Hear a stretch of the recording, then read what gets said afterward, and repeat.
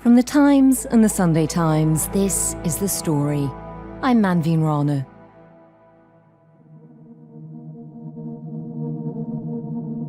Deep in the Syrian desert is a city of sandstone ruins, a breathtaking sight of ancient temples and columns, amphitheatres and burial sites. Palmyra, in its staggering beauty, has captured the imagination of travellers and invading armies for millennia.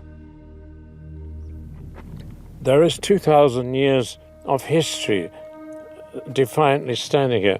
So what does that do to me? It gives me strange, kind of spooky. There's something spooky about this place. You know, we all come here, we only look upon its glory. I defy anybody not to be overwhelmed, you know. It's so beautiful. That's the world-famous photographer Don McCullin, the man who took many of the defining images of war over the last half-century. He's nearly 90 now, and he wanted to go back to Palmyra one last time.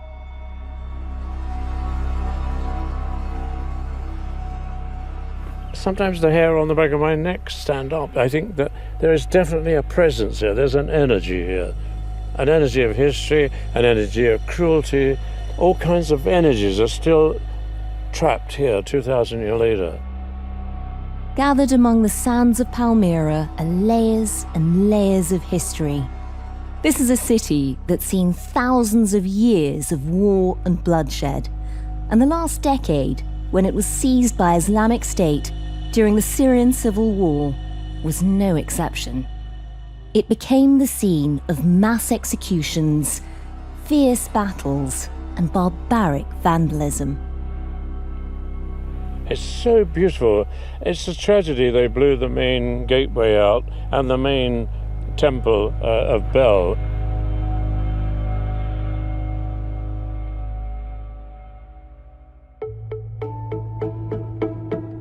Now, with the Assad regime gone, two legendary foreign correspondents, Don McCullin and Anthony Loyd, returned to Palmyra in its quiet desolation to see what was left after years of violence and war. And to understand what the ruins of Palmyra could tell them about the future of Syria and about legacy. I spent 60 years going to war. Strangely enough, I would have liked to have indulged my whole life in photography in the archaeological world. The desires to photograph something as beautiful as that with the right light. I'm trying to resurrect something that will be lasting.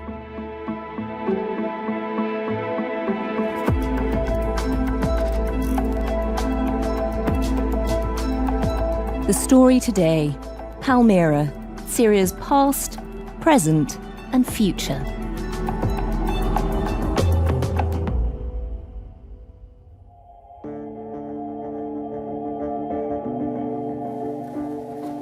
This is Palmyra. See, look, we were stood there, and there's those Oh, wow. They've been blown up and destroyed. Those. Yeah. This is Palmyra here. Wow. I'm trying to find the Bell Sanctuary. Can you do that? I'm in a cosy room in Somerset, and I'm being shown a set of astonishing photographs. But this is no ordinary holiday album.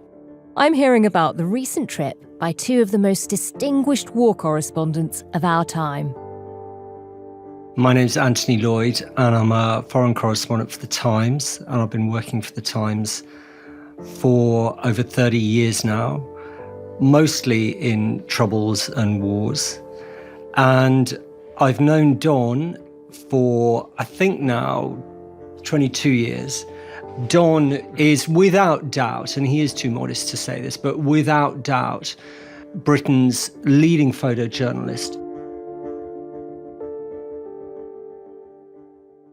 I remember being raised actually on Don McCullin's photos when I was a kid. You know, Don's work as a photojournalist really spans over 60 years. I never really started out in my life with the intentions of becoming a photographer. I went into the RAF in 1954. I was 18 years of age. It was compulsory. I chose to go in the Air Force and not the Army because I didn't want to become an infantry soldier. And I failed my trade test in the Royal Air Force to become a photographer. And when I left, I seem to have spent the last 60 years of my life with infantry soldiers, photographing wars and revolutions, famines, earthquakes. I've done the rounds, really. So I'm now, a qualified observer of life, and I'm really on the edge of giving it all up because I'm 90 this year in about 5 months' time. But even at the age of 89, Don McCullin was ready for one last big adventure. Anthony, who spent years covering the war in Syria, wanted to go back now that the Assad regime had fallen to see what state the country was in. And there was one ancient site in particular that he wanted to visit, and he wanted Don to join him. I've been to Palmyra quite a few times, but I couldn't have turned down this opportunity to go with Anthony Loyd. When he rang up and said, would I consider going to Palmyra, I was levitating. I couldn't believe what I was hearing. I thought it was a joke phone call. And it turned out to be one of the most wonderful journeys I've done for years and years, because I've been kicking around in my old age, almost planning to end my photographic life. So that phone call... Don't say that. ...was like having a blood transfusion. Yeah. What a lovely thing to say. What a lovely thing to say. It makes me feel happy. And Don, for you, Palmyra was a place that you'd been to again and again. Take us back to your very first visit. I was 51, I think, and I got shoved out of the Sunday Times. So my illustrious 18 years with the magazine came to an end. I was at a crossroads of life, mentally, physically, all kinds of emotional stuff was going on. And I said to myself, do you know what? I'm going to do something about the Romans. I went to Leptis Magna, which is a great Roman city in Libya. And then I went to the most obvious place in the Roman world. I went to Lebanon. And in those days, you could cross the border because the Arab Spring hadn't kicked off, which created all the disasters. And I swept from Baalbek into Syria to Palmyra. For people who haven't been to Palmyra, just describe your very first visit. Describe what it looked like and how you felt on seeing it. I was gorging myself with my eyes. When you go to Palmyra, there is a magic about it. There's also something sinister about it. I couldn't put my finger on it. There's something about it that gets hold of you.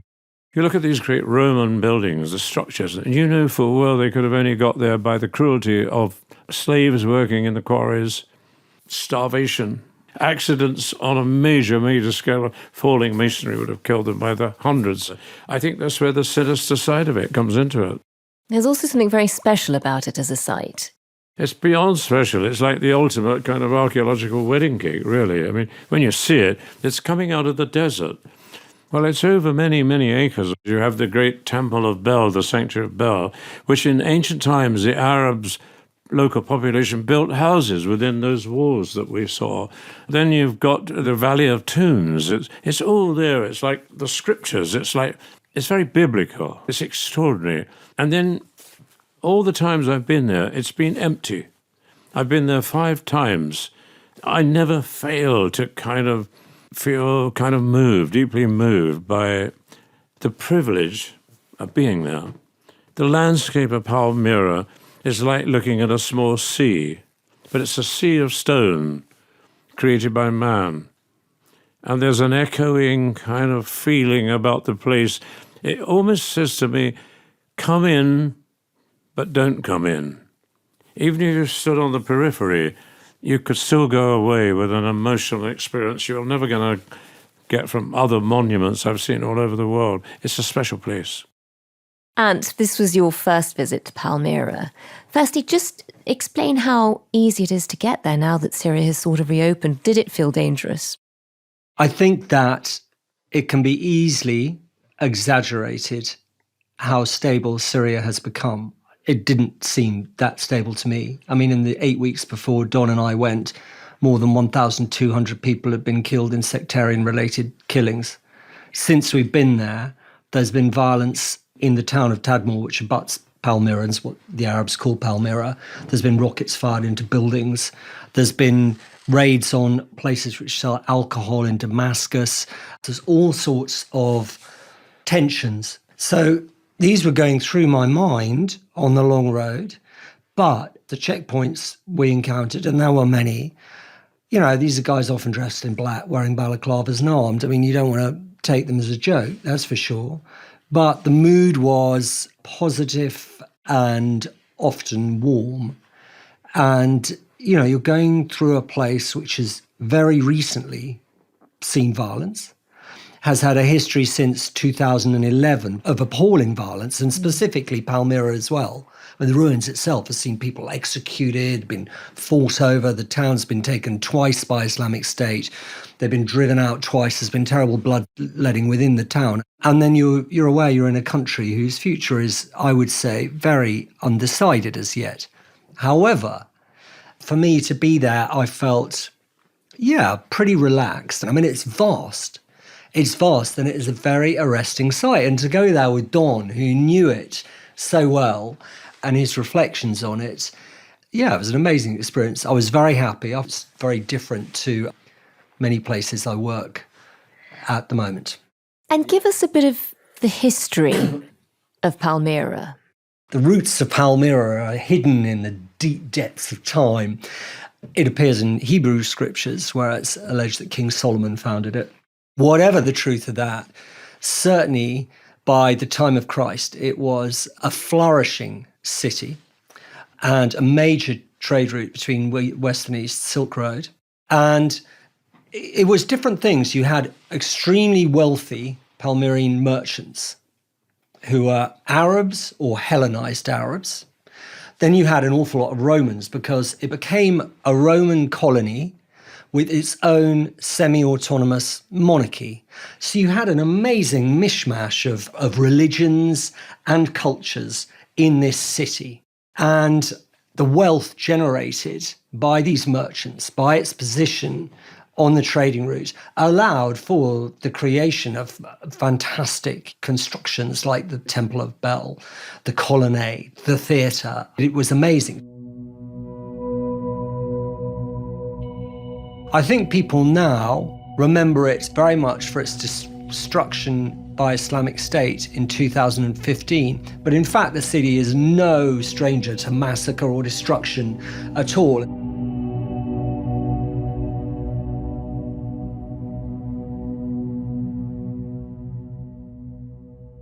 And Queen Zenobia, who's so closely associated with Palmyra, I mean, she's known across the Arab world as the Arab Boadicea. The Desert Queen. The Desert Queen. Yeah. I mean, just give us a sense of how important a figure she is.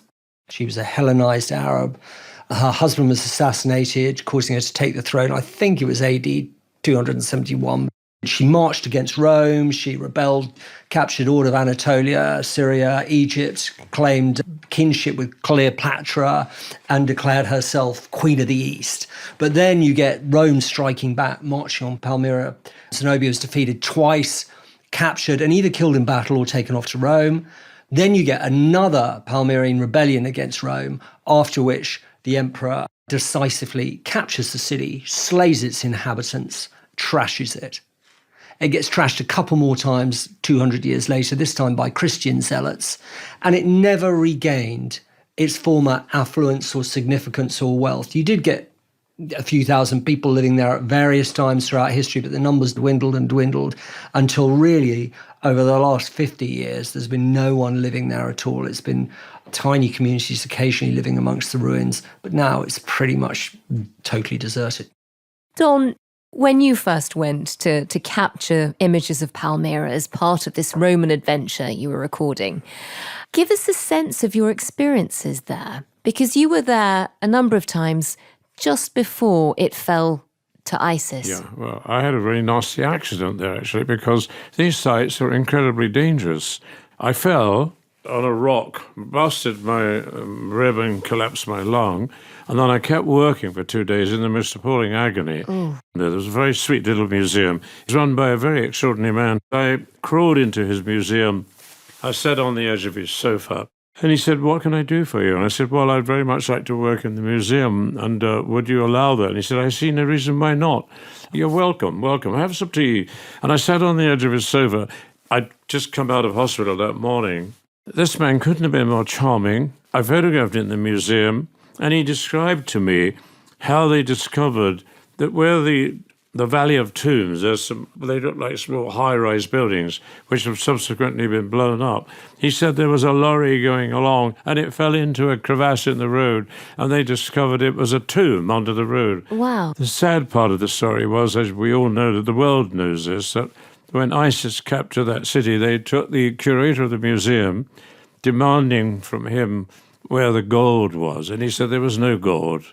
So they beheaded him and they hung him upside down and I think left his body for a couple of days, which was the most shameful. Pointless to do such a thing. This man was, the man who looked after and loved those stones that up the city of Palmyra. Don, this is Dr. Khalid al-Assad, who sort of was like the keeper of the flame of Palmyra. Yes, Just explain the role he played and how important he was. First of all, he was the guardian, really. What was extraordinary was his courage. I mean, he was about 80, his early 80s when he was murdered. He must have been spiritually destroyed by what ISIS did to that museum and Palmyra. I mean, he must have broken him. Anthony, what do we now know about what happened when ISIS arrived in Palmyra? So in 2015, as Islamic State are approaching Palmyra, the director of museums and antiquities in Damascus gave the order, evacuate the museum as soon as you can. And it was, this desperate, haphazard operation to evacuate the museum, take all the artifacts out of it. And the last 4 members of staff from the museum, who were being helped by some Syrian cops, load statues onto the trucks, got all wounded by a burst of gunfire, and they were then loaded on the back of these trucks. Their blood's dripping all over these statues. The last truck races out. Any cops or museum staff who remain, they get killed by Islamic State.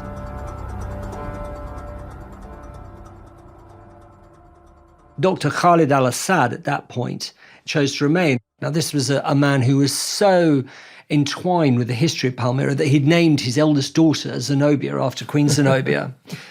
He can't quite leave. He's picked up in a village at the edge of Palmyra in July 2015. He's been in jail for 4 weeks. And he has a charge sheet hung around his neck which accuses him of supporting the heresy of history. And he's beheaded. The body then gets thrown in the desert and has never been recovered. I've been back and seen the site of the tragedy, the museum, which was his love and his home almost. The museum was black, it had been torched. There was an amazing display, a whole model of the whole area of Palmyra that had been smashed to pieces. How many sons who walked me to the place where he was murdered. I've had a 60, 70-year life of meeting different human beings in important places and different countries. It was another experience of my life that was sad. He wasn't a family member, but in a way, he was a member of a special, unique breed of human being who showed enormous courage. The same month that he is murdered, that is when the first pictures emerge, released by Islamic State, of them blowing up the Temple of Baal, which is then corroborated by satellite footage.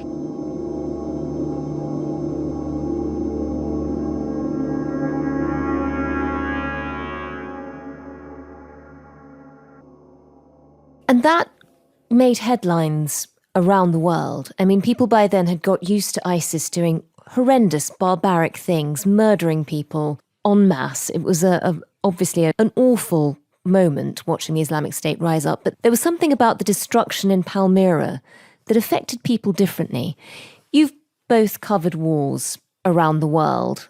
Sometimes it's hard to make people care when people are being killed, and yet there was something about the destruction of this ancient site. Can you explain why that seemed to have such a different impact? I think it's because those people think those places have been around for 2,000 years. They deserve to survive, and they see any form of cultural destruction as an outrage. It wasn't just a sanctuary of Bel. They blew the main archway up. They blew up 2 other important sites there. And frankly, by doing so, they achieved absolutely nothing. It blows my mind away to think, why? What were they going to gain? I think an extremist group will try to, of course, dictate the future, alter the present. But if it's a true extremist group of any denomination, they will also try to alter history as well. And if that involves destroying important remnants, legacy, then they'll do that. And just explain why ISIS would have found Palmyra and the Temple of Bel so offensive. The culture of Palmyra 2,000 years ago was rich, not just in gods. I mean, there were the Palmyrian gods, and then there were the Roman gods too. So you've got, a mishmash of different deities. But also you've got the replication of the human form, which Islamic State is very much against.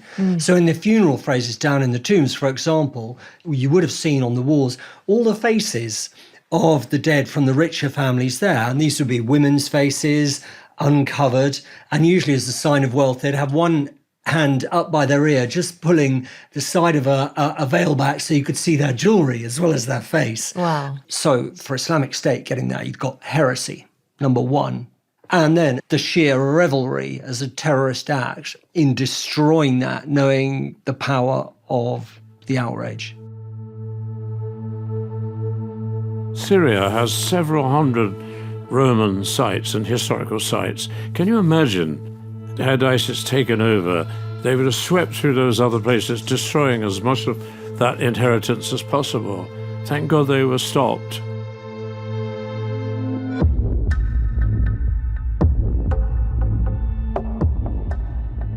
Islamic State had stormed into Palmyra in 2015, blowing up monuments, killing the museum curator, and carrying out a mass execution of Syrian soldiers in the ancient Roman amphitheatre. This convoy of Islamic State fighters is taking Syrian soldiers to their death. The venue for today's execution? Palmyra's ancient amphitheatre. 25 men, all soldiers for President Bashar al-Assad, are forced to kneel. Minutes later, all have been shot in the head, according to this video uploaded to a social media website. And it didn't end there. The battles around Palmyra between ISIS and the Assad regime continued to rage.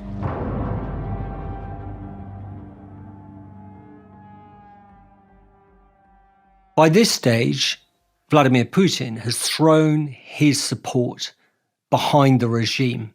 This is a very strong historical ally of Russia. They do not want the regime to fall.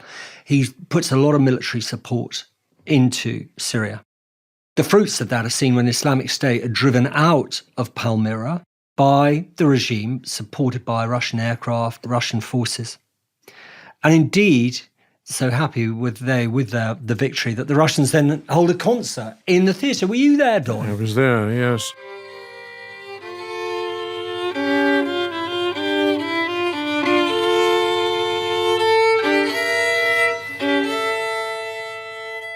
It was quite amazing. It was a chilly evening, and there was a Syrian lady behind me with a couple of friends, and she offered me some fruit, which was unusual because in the Arab world, women normally never talk to you. And she said, "Oh, by the way, my husband is in the orchestra."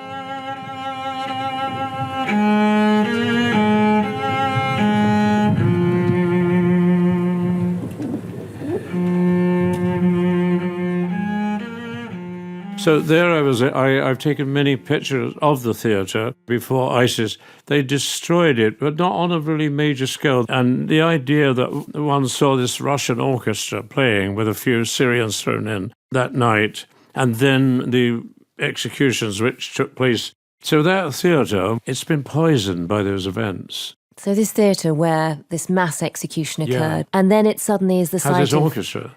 As the site of this great concert with an amazing orchestra. It's How because did that the Russians, feel? you see, were doing it their way. They were bringing ISIS wouldn't have approved of that orchestra playing in that summer's evening.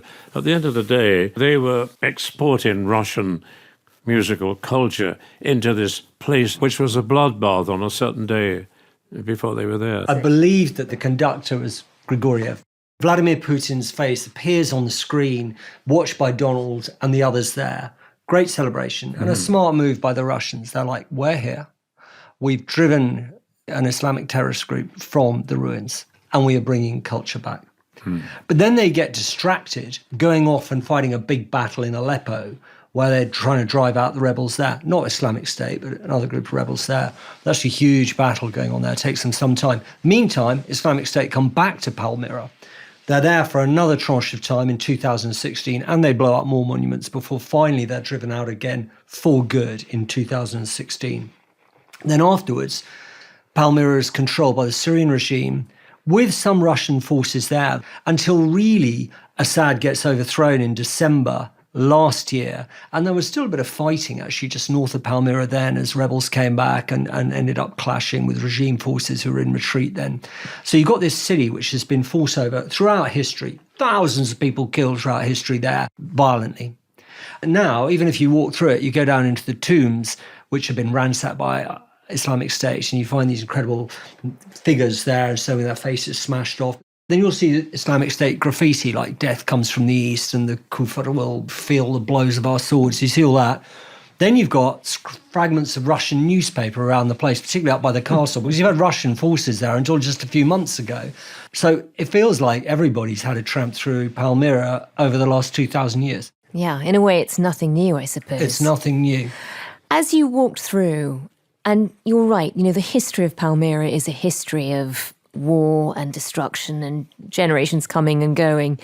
As you walk through this time, seeing what's left, just give us a sense of the damage. How much has changed? How much has now gone for good? Despite the terrible tragedy of the Bell Sanctuary being blown up, it has amazing walls all around it and other buildings. And the great archway, despite the fact that the centre of it has been knocked out, there is still stuff standing there. There is enough stuff left to still thrill you. It's still very, very strikingly beautiful. I can go to bed at night and close my eyes and I can still smell it. It's a magical place. Despite the, as I said earlier, the sinister rings of its history.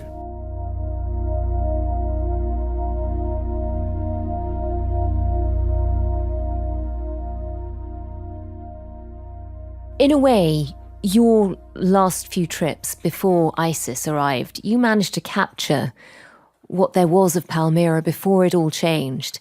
How does that feel as a photographer, to be able to record in time something that is about to be lost to the world? I do have all the pictures of the main things that were destroyed before they were destroyed. I felt, in a way, fate has sent me there, record this stuff. Palmyra to me is almost like an extension of my life because I've been 5 times. I only go there as a greedy photographer trying to fill his camera bag up with extraordinary images. I could do it blindfolded and still come away with amazing images. It's a gift on a plate, visually. I mean, it straddles this vast area. Somehow you feel there's never enough time to get it all. That's why I've been back so many times. I think the last time with Anthony is definitely my last time because I think really I've done it. Really? I've covered every aspect of the Palmyrian kind of this exquisite canvas of this wonderful, amazing city. As you've described it, Palmyra is a place that has seen civilizations rise and fall. The last few years have been particularly traumatic. It's been through the Assad years, it's been through ISIS, the Russians, ISIS, Assad again. As you ended your trip there this time, what did you think about the future of both Palmyra but also Syria? What sort of state is it in? Well, there are a lot of positives in that, for a start, international sanctions have now been lifted. Trump has met with the president, al-Shara, formerly al-Jilani, and there is hope. There is some cash now going into Syria. There is a stronger relationship between Syria and the West. Now, that is a good thing. However, the practicalities remain. Here you've had a country which really has been in revolution since 2011, certainly open war really since 2012. Huge swathes of the country destroyed. Terrible bloodletting involving every sectarian group there. It's unclear exactly whether al-Shara, who's actually coming to the UK, I think, in July, so perhaps he'll get the chance to explain himself then, what his vision is. Now, this is a guy who used to be al-Qaeda. and was then the commander of Jabhat al-Nusra, who were al-Qaeda's entity in Syria, and was certainly a deeply conservative Islamist. Now, exactly what is his imprint on Syria going to be? Is Syria going to become another Middle Eastern dictatorship with a president who still holds on to some of the convictions he had when he was with al-Qaeda? Or is it going to become a place of stability in which the rights of every religious group are somehow preserved? Now, that's going to be quite a challenge, not least for al-Shara himself, because some of his fighters definitely will adhere to his command, but he's got a lot of foreign fighters who are loosely allied with him. You've got a lot of Syrian fighters as well who are specifically Turkish-backed. And whether he can preserve the cohesion within his own forces and what his vision is for Syria are questions which remain unanswered and will be deeply, deeply challenging. As I say, there's 1,200 people killed over the last 2 or 3 months there in sectarian-related killings. Let's see how it goes. I would want the best for Syria. Let us see. I'm more cautious than some people. And how much will the future of Palmyra be a measure of this new administration? In January, the new government punted the idea to remove Queen Zenobia from the education syllabus. They said, and you've got to remember that this is a slightly more Islamist view of education. She is a woman. In their eyes, she would have been a heretic or a pagan, certainly. And they said that her actual historical roots were uncertain. She may be a character of fable rather than history. And they wanted her removed. Now, there was a lot of pushback against that. And it's unclear at the moment where Queen Zenobia will remain in the education syllabus, whether she'll be totally removed or not. But what I think is very interesting is that Palmyra, this amazing city of history and the past, culturally has still a huge amount of relevance in what's going on in Syria today, because as Syria redefines its identity now, it also is redefining its cultural identity, and there is a struggle over its past. And Palmyra is part of that struggle. What's also quite interesting is the way Umayyad is used. The Umayyad era of Islamic history saw the greatest developments and progress in astrology, in the arts, in architecture, in mathematics, at the time when the Anglo-Saxons were barely out of woad and didn't know how to bath, that's for sure. Now, that is a very admirable and exceptional period of Islamic history in the region. At that time, the Caliphate had its capital in Damascus, and the Umayyad era was a fantastic and wonderful era.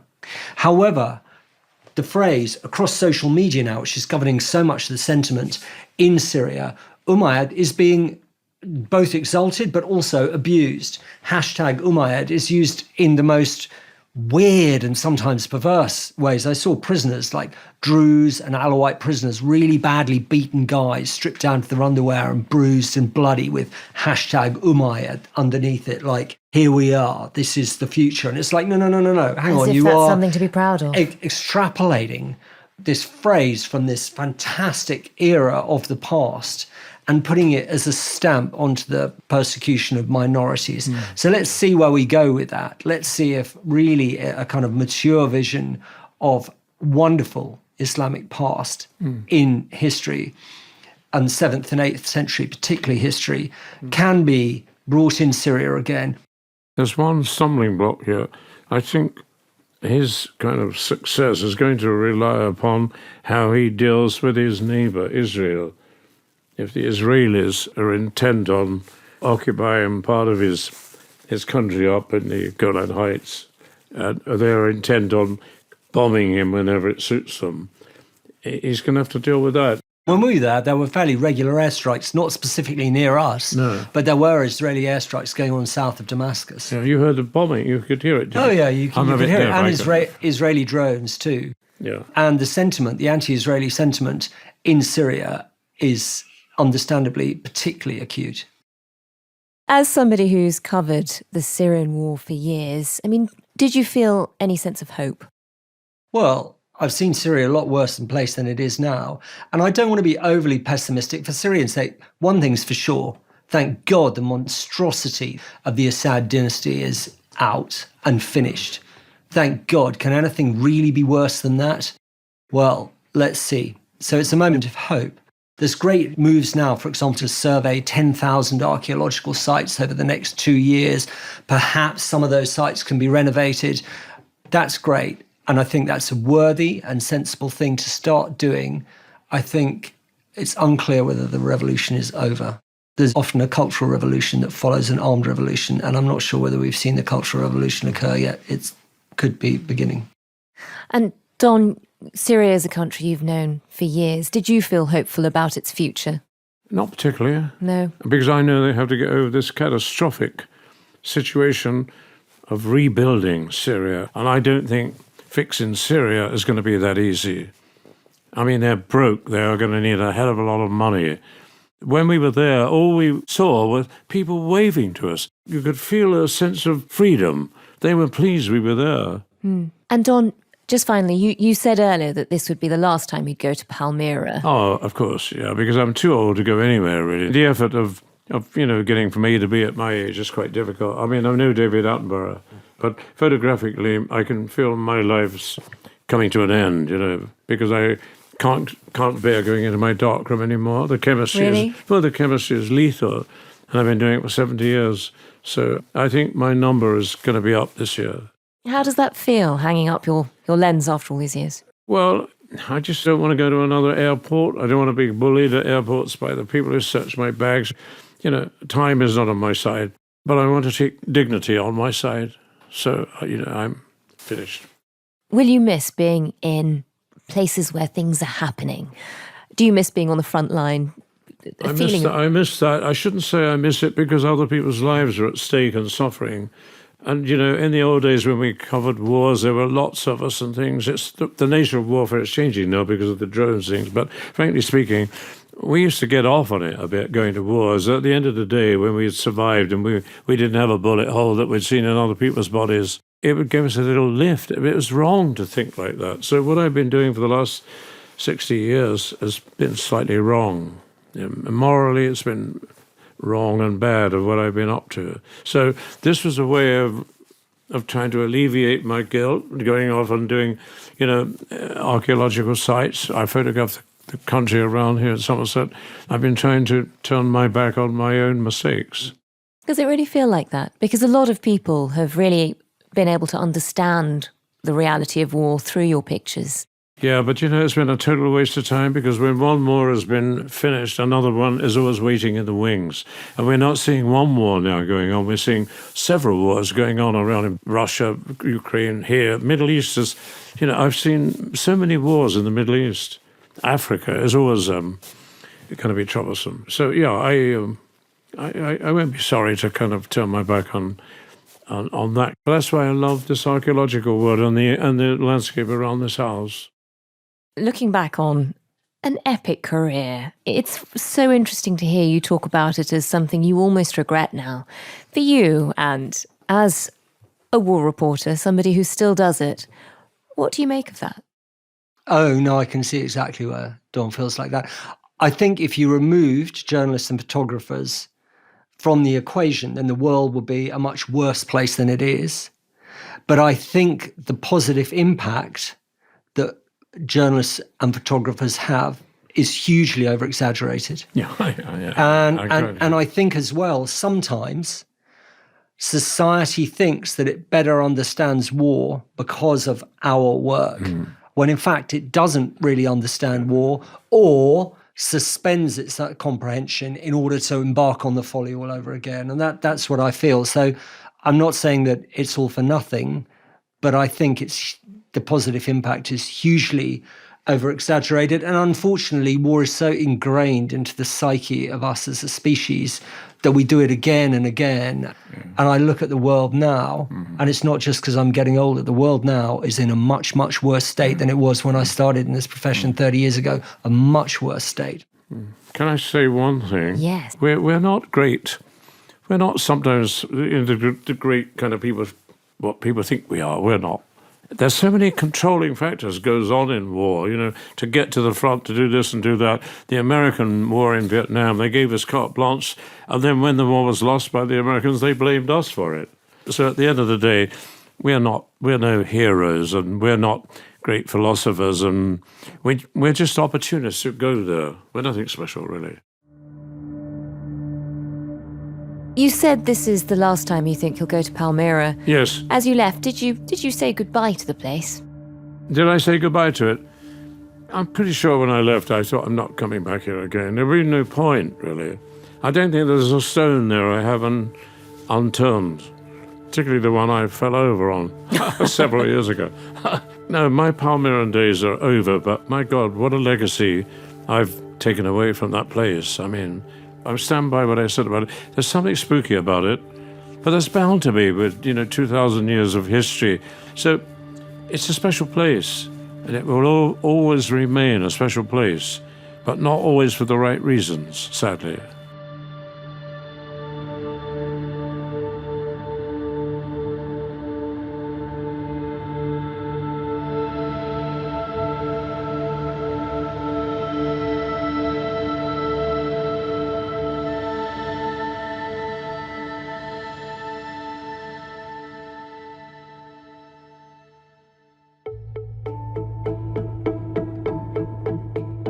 That was the legendary photographer Sir Don McCullin and the Times special correspondent Anthony Loyd in conversation. You can see images from their trip to Palmyra and read Anthony's article at thetimes.com with a subscription. The producers today were Kizzy, Bray and Edward Drummond. The executive producer was Molly Guinness, and sound design and theme composition were by Mal Lassetto. Do leave us a review wherever you get your podcasts, and if you can, send this episode to a friend or anyone who you think might want to hear it. Thanks for listening. See you again soon.